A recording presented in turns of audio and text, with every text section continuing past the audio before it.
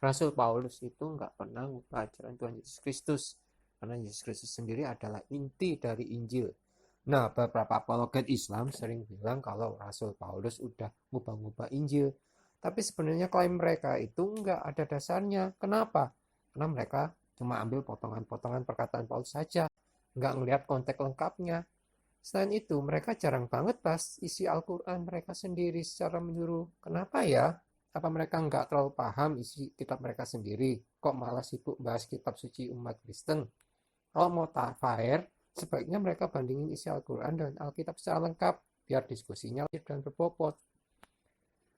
Penjelasan ilmiahnya, Rasul Paulus dan ajaran Yesus secara teologis, Rasul Paulus dianggap sebagai salah satu tokoh kunci dalam penyebaran ajaran Kristen. Klaim bahwa Paulus mengubah ajaran Yesus sering muncul dalam perdebatan antara agama. Tetapi para sarjana Kristen umumnya berargumen bahwa Paulus tetap setia dan pada inti ajaran Yesus, yaitu keselamatan melalui iman dan kasih karunia. Metode apologetika, apologet Islam sering menggunakan pendekatan selektif dengan mengutip bagian-bagian tertentu dan tulisan Paulus tanpa mempertimbangkan konteks lengkapnya.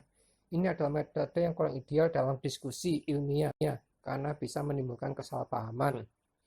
Perbandingan kitab suci dalam studi perbandingan agama penting untuk membandingkan teks suci secara menyeluruh, bukan hanya mengambil potongan-potongan tertentu. Ini memungkinkan pemahaman yang lebih komprehensif dan adil terhadap kedua tradisi keagamaan. Dengan